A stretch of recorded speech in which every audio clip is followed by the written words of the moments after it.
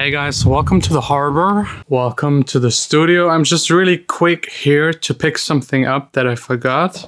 See this USB stick right here? I forgot it the last time, and on here are files for a new collaboration I'm working on. It's a really amazing song that I can't wait to share with you. I already got the vocals, I got the parts by the person that I'm working on the song with, but I'm missing some guitar bits, so leaving the studio again, heading over to use the studio to record some guitars. And I don't know if I should wait, 'cause you ain't got no.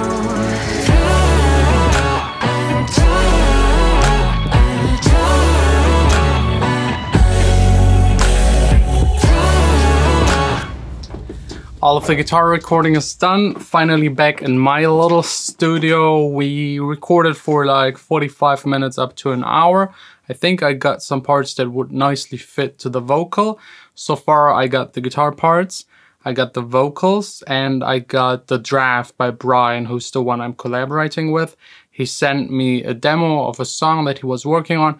I really liked it and was directly inspired, and it really fits also to my style. So I offered him to collaborate and work as well on the song. So there are already some bits and pieces that exist.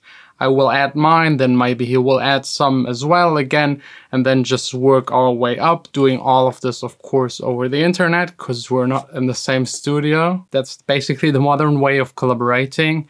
I can only advise you to try out to collaborate with other people. Some people like it, some people hate it. I personally hate it in person in the same studio because I want to be alone and just do my thing.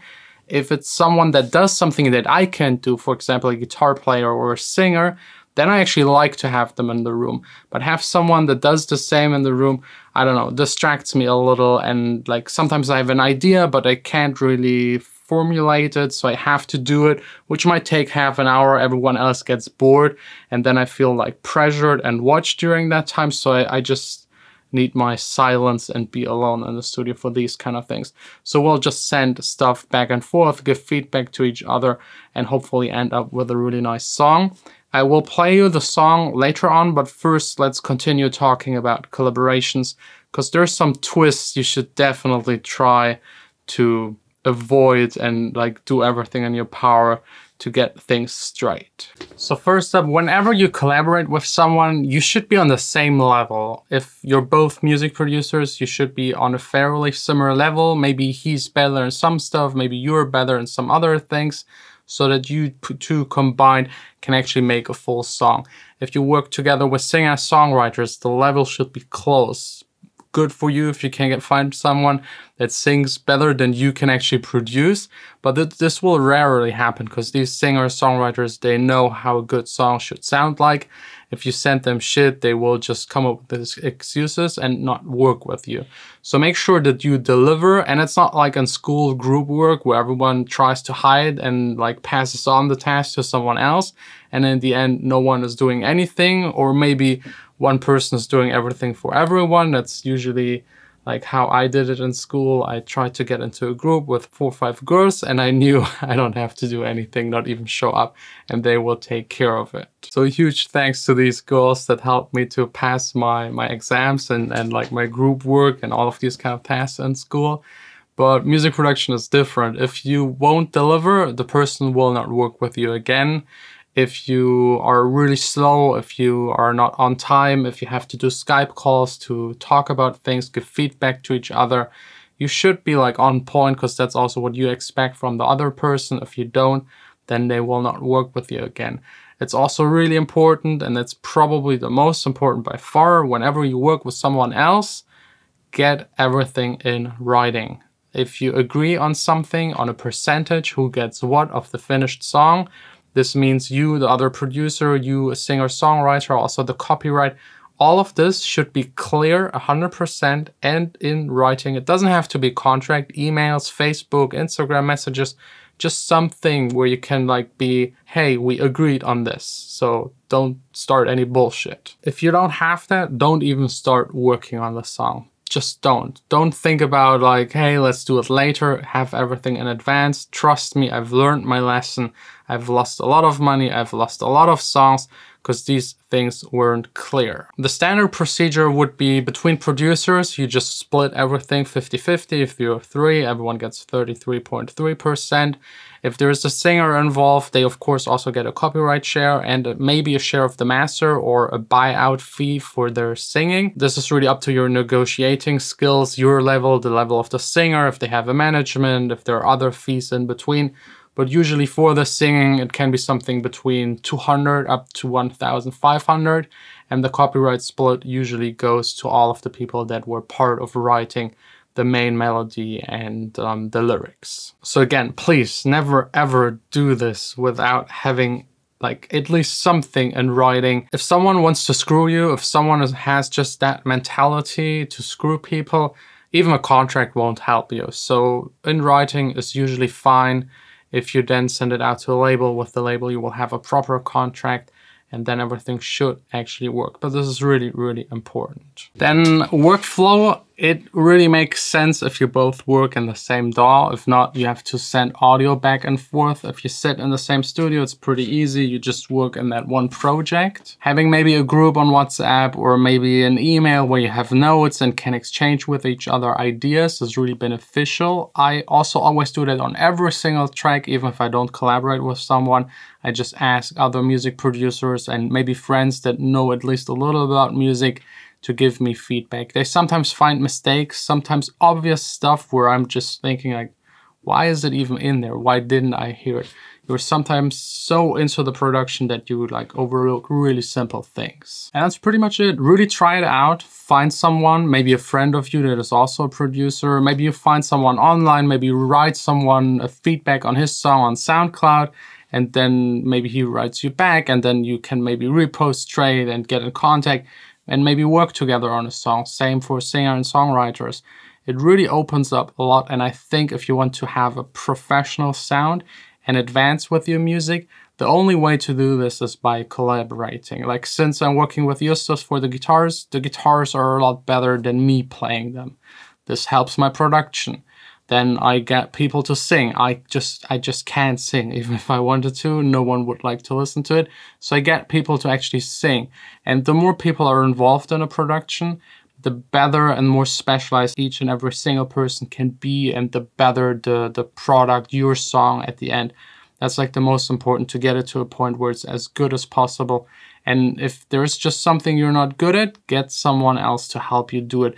You're still the producer at the end because you manage all of this and you are making the song with the help of other people that are basically your tools to achieve whatever is in your head and you want to express to the people out there in your song. But enough talking, let me fire up Logic, work a little, and then hopefully present you something that is good, because I really believe in this song, otherwise I wouldn't do this kind of stuff.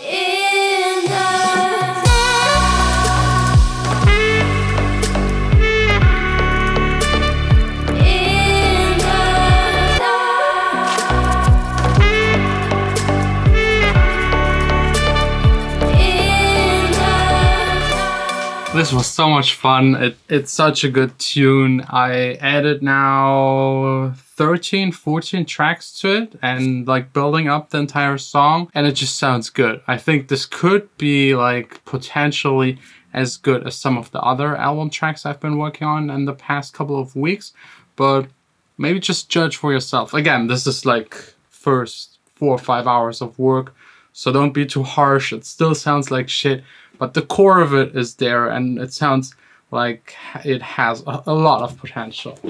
Right into the deep end. Why you always close your eyes? Ain't no time for sleeping. Sun comes up, make it go back down. Cause I just wanna swim in your love right now. Think I'm gonna dive tonight. Right into the deep end. We just living like it's all beneath us. Drowning in the feeling. Can't help but take it farther. I'm breathing underwater. I absolutely love that song. I just don't know how to make the drop. It could be future bass, definitely, because it's 145 BPM. but it could be also a little more pop, cinematic, big, epic, because I think future bass might be a little bit over, at least for me. So I'm not really sure how to make the drop, but the vocals are fine. And Brian did a whole lot of these small effect sounds that are awesome and like playful stuff that I will definitely use. I'm really just not sure about the drop. So if you have any suggestion, any track that might be similar or some style that is new or something that is interesting where I might get some inspiration from for a drop, please just put it in the comments. Would be really interesting to know. Next up, just dinner. And then there's one more thing we have to talk about when we already talk about collaborations, and those are the fake collaborations. What I mean with that is when you see, for example, David Guetta and Brooks working on a song together, I can guarantee you that Brooks probably made the entire track and that David Guetta maybe made sure to provide the vocals through his contacts. And I mean, he gets every single vocal for free, because everyone is happy to work with them and just get a small split. This is happening a lot in the industry. This is like very unique for DJs. You don't see that with bands happening really. So yeah, I don't want to judge, because like still as a small producer, this might be a good push for you. As the big one, you get a song for free without working and you already know what it will sound like. So it's like a win-win for those two, but it's, yeah, I mean, you have to judge. Is it something you like seeing happening in the scene and listening to songs that weren't actually made by these kind of people and just like tricking the Spotify followers algorithm and have more marketing available? It's done a lot. Like 2 or 3 of my releases that I collaborated with other people, I actually made the entire song and the other people just slapped their name on it, which I think like hurts a little because they get all of the credit for something you have made. But at the end, these decisions helped me in the long run because it really gave me a push and made sure that people even knew about me. So I think everyone has to decide stuff like this themselves. I will now just, I don't really know, because Vanessa isn't here. She's in Berlin for a couple of days, so maybe just go out for some drinks, a little bit of party. There's like a techno party, like a deep dark techno party that starts in like 3 hours and goes on the entire night. I think I will go there and just enjoy myself a little. Anyways, see you tomorrow back in the studio. I will try not to have a hangover because tomorrow is an important day. We are doing a little giveaway. I will give away an entire song for you to download and to work with it. So every individual part of it, plus even the Logic project, but more on that tomorrow.